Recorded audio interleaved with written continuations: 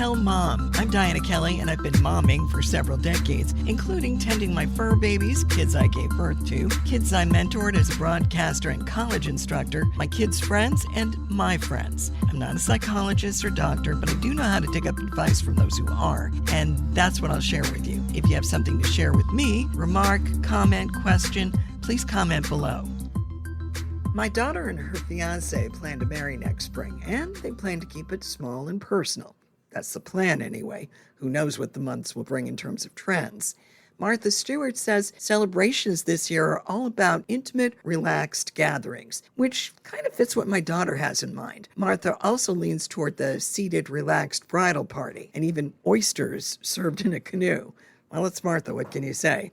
She's also telling us to expect the bride to change, and more than once, during the wedding bash. Yep, I changed during mine, only it was back at my parents' house after the reception because my parents' tradition was to bring everybody back to the house to relax. Turns out we were trendsetters. That's supposedly one of the trends for this year. The Knot.com says candid cameras are also a new trend. The bridal couples are asking their guests to moonlight as paparazzi, arming them with disposable cameras. Actually, I remember some of my friends doing that, having disposable cameras at the table to take post-wedding photos. The Knot also says some couples are hiring sketch artists to blend into the crowd and surprise guests with portraits of themselves. One of the best memories I had of my wedding is when all of our friends from work, who had become my friends RIL, and my new husband and I took a group shot together, with everybody laughing. A friend of ours had suggested we sit back during the reception and just watch the crowd for a moment, and realized it was our party. Someone took a picture of it, and that was my favorite wedding photo. A few years ago, one of our interns was getting married, and she was telling us all about the stress she was having over wedding details. The church, the backyard reception, the food, the photographer. We've heard that some folks do a big backyard potluck with everybody bringing their favorite family dish, with a recipe card on how to make it. My friends did this for my bridal shower, and I just loved it. Julianne's nuptials planning gave me a flashback to my own wedding and all the coordinating. My future spouse's big contribution was making reservations for our honeymoon, getting his tux, and helping me choose a band. We've had friends who have opted for going with school musicians to save money, and they were pretty happy with the results. I was in charge of my dress, my bridesmaids' dresses, picking the reception hall and menu, choosing invitations, napkins, favors, flowers, and planning all the seating. My mom handled execution of my choices and lined up the limo, the church, and the photographer. Of course, these days you might want to line up a videographer as well. She also found a new hotel in the area that would give a break to our guests. Mom was really the general in planning the details, since my fiance and I lived out of state and our wedding was to be in my hometown. Dad wrote the check, and had to live with my mother's stress while she was executing. No small surprise that Dad offered my fiancé money if we just elope. My fiancé did have to worry about the rehearsal dinner for about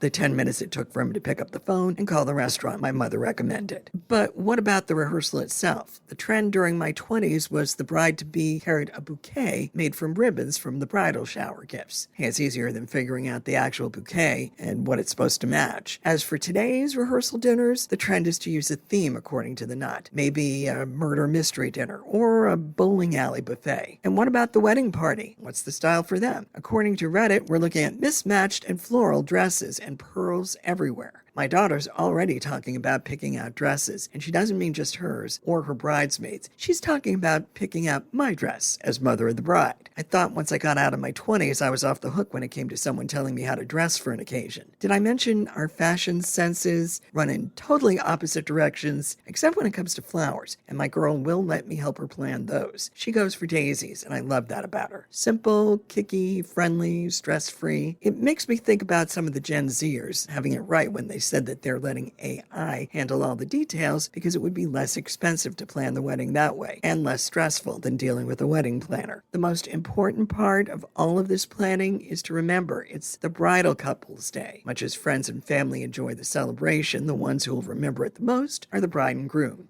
It's just a party, people. It should be happy. The best compliment my now ex-spouse and I got from almost everyone was it was the most fun reception they'd ever attended when they went to our wedding.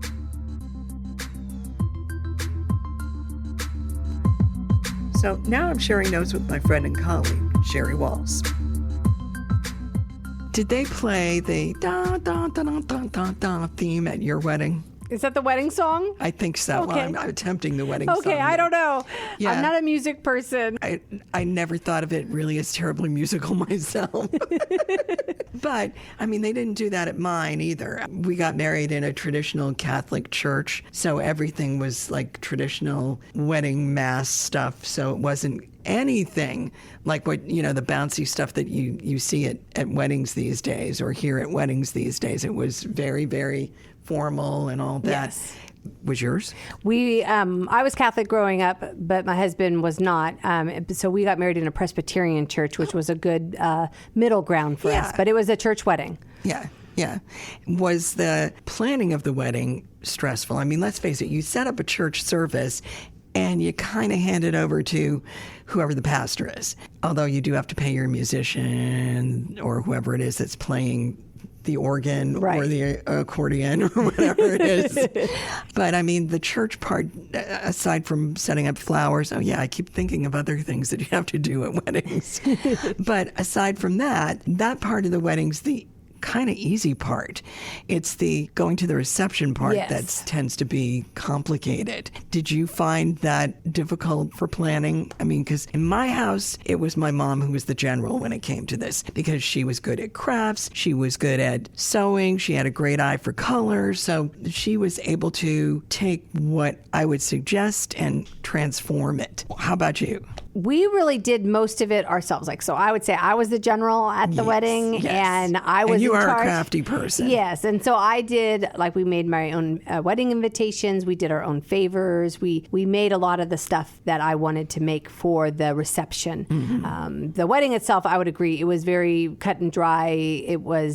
I think it was just the flowers were the only thing that we added to that, because it was a church wedding and the organist came with the church and the pastor comes with the church, and that was it. But all the stuff, I guess, was really around the reception that we had to plan. And we lucked out that we picked a place that had everything there. So you picked what food you want, but they catered it. We did the tasting, we tasted the wedding cakes and all that, but the wedding cake was from them. The food was from them. The DJ was from them. Everything was. It was a package. It was all a package deal. So we didn't have a lot of those decisions to make, which I don't know, was really nice. I don't remember my wedding being stressful. It was a while ago. Yeah, mine too. I've had a divorce since then, so that's a little different. But in any case, when my daughter told me that she and her fiance were getting married, they decided that they were going to do a destination wedding, which they weren't going to have a big wedding. It was just going to be immediate family or pretty with one or two extra people. But they wanted to do a beach wedding where they'd get married on the beach. Aww. And of course, this is Tennessee, so there is no beach in Tennessee. There may be shoreline. I was going to say, I think Old Hickory might have something. Yeah, but for the most part, that's not, you'd be tripping on rocks there. So. and I say that in the most admirable way, because I love the rocks and the water and all that together, but I wouldn't want to walk barefoot in them for a wedding. But they want to do something down at the beach. So they lined up a Vrbo where they'd booked rooms, and my future son-in-law had a certain amount of money that he had set aside, and I was going to contribute. So I was contributing and I had a chat with them. They're like, well, everything's pretty much covered. We've got it all covered there, and we're just going to have a restaurant where we're going to do the dinner. Rehearsal. And the rehearsal. No, they're doing everything. They want to do everything at a restaurant. Oh. And as opposed to paying for a caterer and all that, they figured it would be more cost effective to do it that way. And folks would pretty much get what they wanted for dinner. Yeah. Which sounds like a plan to me. But then everything kind of fell through with the Vrbo, so now they're kind of back to square one. But I'm pretty sure that's the route they're going to go again with this. And that might be the way it is now, because my daughter did the same type of thing. Her husband's family is from Knoxville and Alabama. Mm-hmm. We're in Middle Tennessee, but then all of my all of my family, my brothers and sisters, they live in California, they live in Washington. So right. They're scattered. So they're all scattered. And so they decided, they got married in Chattanooga. No one lives in Chattanooga. We're not from Chattanooga, but that's where they found a place. And it was kind of well, everybody's driving in anyway. Yeah. What does it matter? If we do it in Nashville, then half the people are driving in. Exactly. If we, or some people will be flying in. If we do it in Alabama, then people, so they just decided to do that. But theirs, although I know Lily found a lot of places that were kind of like all inclusive and had all of that done for them, the price points were just outrageous for the amount of money that wedding venues wanted if they provided you the food and the DJ and the flowers and all of that. So she ended up finding a place that did offer that. They did offer that they would, but you could also just rent the venue, and that's what she did. And then she catered in from Taziki's. It's Mediterranean, like fast food chain, you know, it's kind of like a Chipotle, but of Mediterranean food. Yeah. And it was actually really good. It worked out perfect. Yeah. But I think, well, I don't know. I think the cost is a big thing nowadays. Yeah, because when my parents paid for our wedding, although my dad did offer my now ex-husband $10,000 to elope, because my mother was one of these people that she'd get the bit in her teeth. And he also knew that she'd be very stressed, but she liked that kind of stress. Right. You know, that was something I think she enjoyed. Was she liked to have a project, and let's face it, a wedding's a big project. It is. But now you can't do everything at one venue and be cost effective about it. You know, as you mentioned, it's just the costs are outrageous. This particular venue, both my brother and my sister had been lifeguards there. It was a country club. Half of my parents' friends went there, so it kind of made sense to do it there. And actually, the woman that arranged everything was a friend of mine who we were in cheerleading together. So it was kind of funny that, 10 years later, here we are. But back then, it was not as expensive as it is now. And I think what I found was very interesting is how things have changed. Mm-hmm. So like when we got married, it was very important to my husband's family that they invited all their church friends, which is one of the reasons why we got married in their church. Right. And that was very important to them. But when my daughter got married, we had many conversations about stuff, but she was very adamant that not that she didn't want to invite my friends, but that this is her wedding, and she doesn't. That's not really what she wants, and so we didn't. So we only had one of my friends came, and actually she came because she helped because this was like an a la carte place. Yeah. She didn't have a day of coordinator, and my good friend has done that several times before. That's not her job, but she's done it. But she came down to be the day of coordinator and helped set up the food and paid the vendors while we were there. And it was great. It was a great help. Yeah. But she was the only friend of mine that was there. It was very much Lily's friends and family, and that was it. And just a very smaller. I think she ended up with about maybe 50 people at the wedding. Mine was about 150 people at the wedding. And mine was like 95. Yeah, it was just different. Yeah. So it's just kind of changing a little bit, like what it looks like. Now I think Janina and Bradley's, it's going to be, they're talking like 35 people maybe, which if you're buying dinner for 35 people at a restaurant, I mean, it's not cheap, but it's not like when you're paying like $50 a plate. Right. And I think that's the way they looked at it. Bring a cake, and we'll be done. And everybody will dance on the beach. And I think that kind of sounds like a really cool compromise to do something like that, but it's different than what we grew up with. Yes, and definitely different than our parents and what they grew up with. I know that I talked to my kids from the time that they were born about eloping, and I don't know, they didn't work. It didn't work out because I always told them, like, here's a set amount of money, you do with that whatever you want. This is your money. Like, this is you leaving the nest money. Yes. So you leave the nest and you can do whatever you want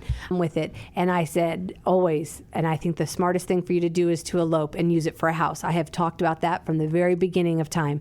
Yes. But Lily really wanted the wedding, and so that's what she did. And so you know what? That's her choice. And then my other daughter, I don't know. She has a long-term significant other, but I could see them never getting married. Like, honestly, I could see them just always being together. And she really wants a house. And of course, right now with interest rates and other things happening, now is not the time. No. But soon will be the time for her. And I wonder if she'll take me up on a different offer. Yeah. Right? Because like I said, the same thing is just there's a pile of money. I say pile. It's coins, pile of money, but she can make a different choice with that money. Yeah. And it's interesting to see how, although they were raised in the same house and we talked about the same things, they've got different approaches toward life. Yeah. Yeah. I know for me, when we got married, my husband and I really wanted I wouldn't say elope, but I really wanted to get married like at the courthouse or something. Like I had no intention of spending money on it.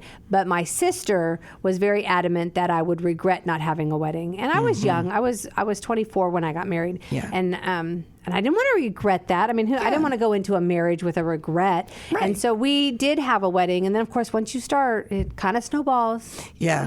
Becomes this big thing. Yeah. So we had a wedding, a big wedding. And I do love it. I'm glad that we did it. And looking back on it, though, I don't know if I would have regretted it. I do think that there are probably people that would have regretted not having a wedding. It's just never been a big core piece of who I am. Right. You just don't. I think I would have liked what your daughter and new to be son-in-law are doing, which is just a very small wedding at a beach. I love the beach. I think that would have been. They're planning like a weekend thing, so that we hang out and go play in the sand or whatever, and there's a wedding. You know, because his sister is an ordained minister, so it works out being pretty cost effective with what they're doing, and I'm giving them a certain amount toward it. I think it's important. I think it's good for the new couple to think about what they value, what they want to do with it. I do think it's it's hard to manage between the money piece of it, the financial piece, the business piece of the wedding, and your hopes and dreams. I think sometimes maybe more so for females than men, but about what that looks like. I'm always amazed at the new wedding trends and like what's popular and what people are doing and all of that. And then I go take a look at some of the price tags for all of that, and I'm like, oh. Yes. Now, see, I had an intern, about 15 years ago that was getting married. Big hoopla and all that. She decided to do an outdoor barbecue thing. And, it was, you still had place settings and catering and all that, but the venue was their backyard type of thing. Yeah. A backyard wedding, which I still think is popular these days. It did. It was popular for a little while, and I tried to convince Lily about that, but it was like, no. Yeah. So I understand that. Kids, they all want to do their own thing. Yeah. I was very proud of myself. I tried really hard not to become, not bridezilla. What is it? Mother-in-law Zilla. I don't know. Mother of the bridezilla. Yep. And I really just let Lily make her call about what she wanted to do and what was happening. And and she did. She decided. They made a lot of decisions that wouldn't be my decisions, but it's not my wedding. Okay, so live music or just have somebody spin records, or in the case of my daughter, they're talking about bringing a boombox out there and just letting it rip. I have been to both weddings where they have done live music, like I've done some where they've had like harpists and different things and I just think they're very beautiful.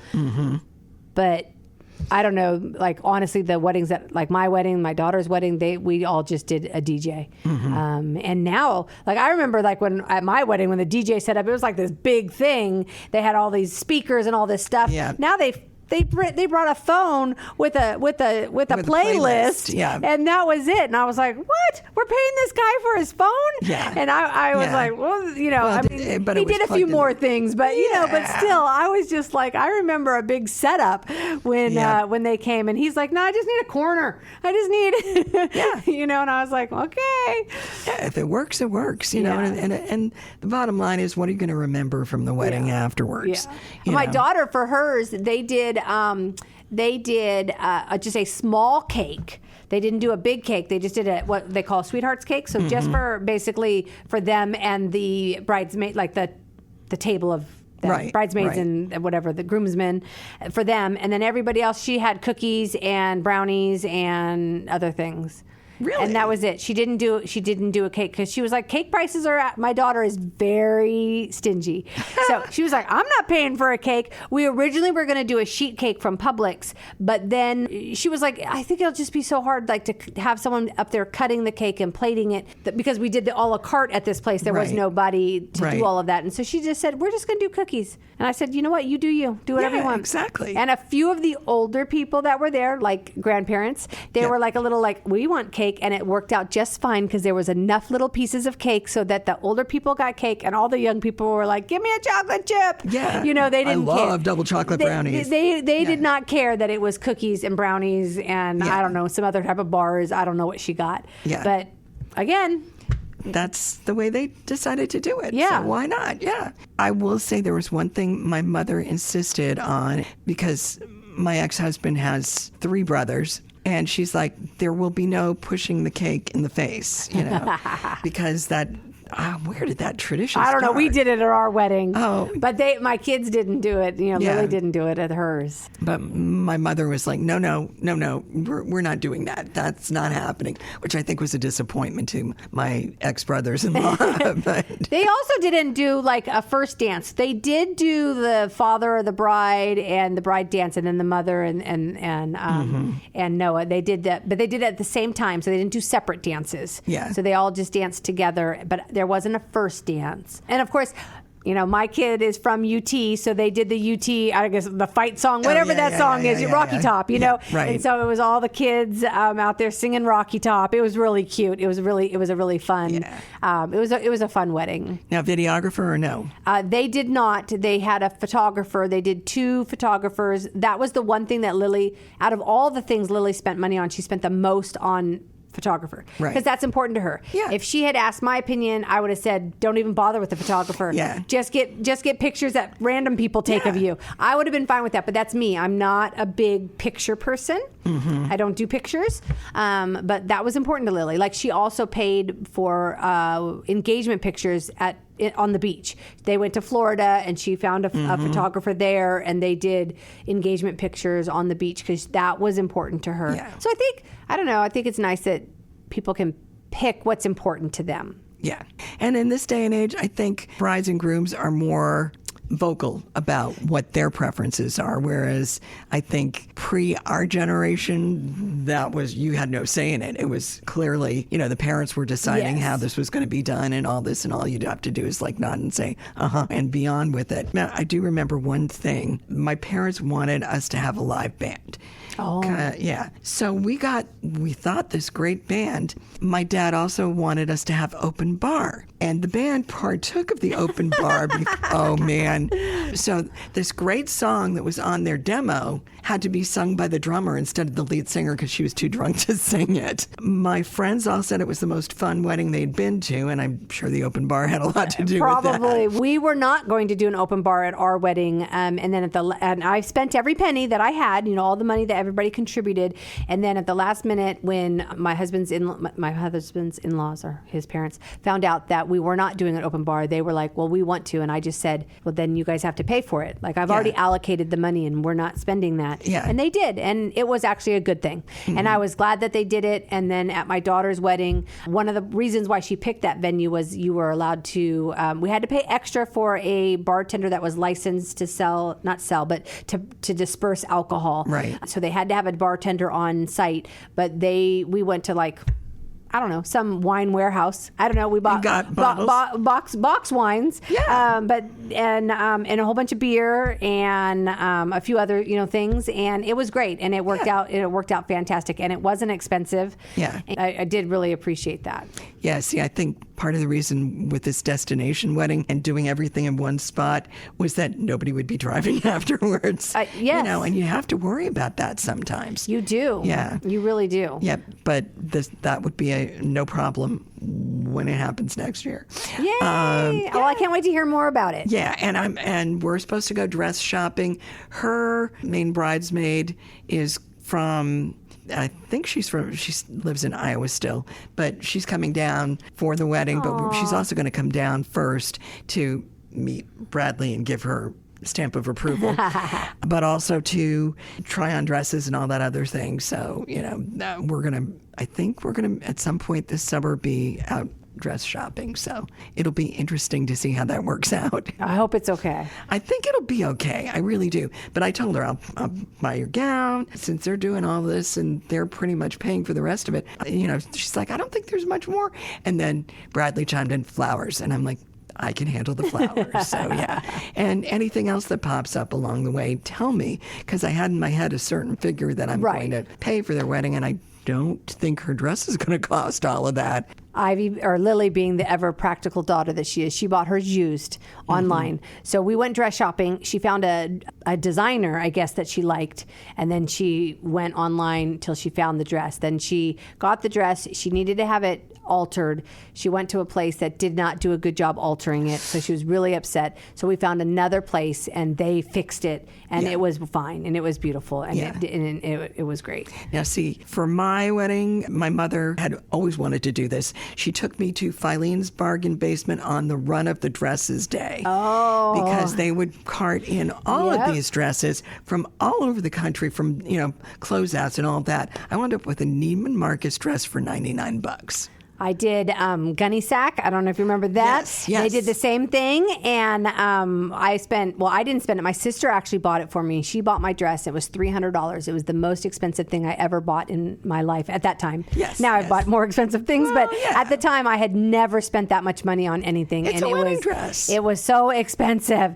But I appreciate that she bought it. That was really nice really of her. sweet. Yeah. But Lily's wasn't that expensive. I think she spent $1,000 on the dress. And then I think we ended up spending around $200 or $300 because we had on the alterations because we had to do it twice. Yeah. So that was a little bit more than she had anticipated. Yeah. And I know the dress was a little bit more than she anticipated. She wanted to spend somewhere around $500, but she found, like I said, she found a designer that she liked. But instead of going with the new designs that were out that year, she went with like 2 years back, and it was similar enough, and she was able to find it. I was really nervous because she bought it. It was from someplace in California that she found, like maybe on Craigslist. I don't know where she found it, but I was like, Yeah. But it came, and it came quickly, and Yep. and then she just, Yeah, my daughter's getting married in April of next year. She's not sure when to go dress shopping. I mean, she and her fiance do a lot of workouts and that kind of thing, but I think she's thinking, I want to trim off a few pounds before then, So she's not sure if she's going to be doing it this summer, dress shopping this summer, or dress shopping like in January, which I think it's better to go early because I think, I don't know. I guess it depends. Like Lily she needs a lot of time to think about things. I think we went once with her, the mother-in-law, myself, and Lily, and actually my mother-in-law. So her grandmother went with us. We all went, made a day of it. It was very nice. But she probably went dress shopping 5 or 6 times. But Lily takes a long time to make a decision, and she needs to think about a lot of stuff. And she went many, many times, and I was glad she started early. Yeah. I think I'm probably going to go through that with Janina. I'm almost pretty sure. Although having Moira there will make it, her maid of honor will make it a little bit more. I think she'll be more likely to make a decision because she knows that Moira's only going to be there for like a few days. Right. So I used to, when we go clothes shopping, she would take forever. Oh my Lord. I got to the point where I just go 10, 9, 8, 7, keeping it or not, 6, 5, 4, make a decision now or we're walking away now. And yeah. I mean, just because she would think, well, maybe not this, maybe I don't know. Do I want it ruffled? Do I want, that kind of, although she is not a ruffle girl.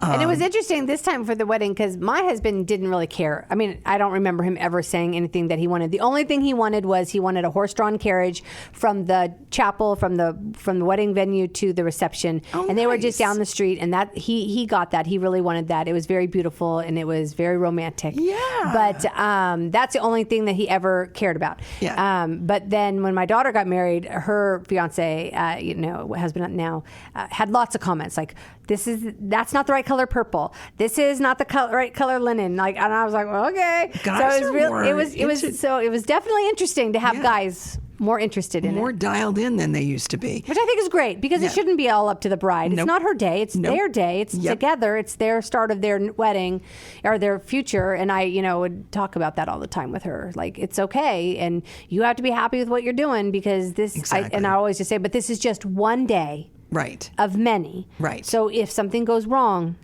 it's just one day. Mm-hmm. It's one event. You can have another one, not another wedding, hopefully. No. But you can have another day with another event, another way to celebrate your love. Right.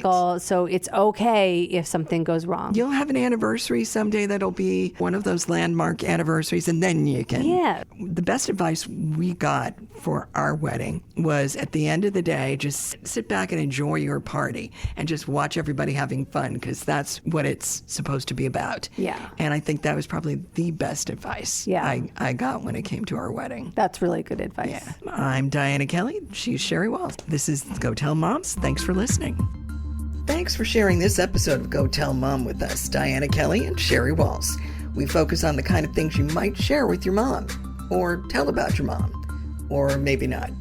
If you have something you'd like to share or comment on, please click on our comment section. See you next time with Go Tell Mom.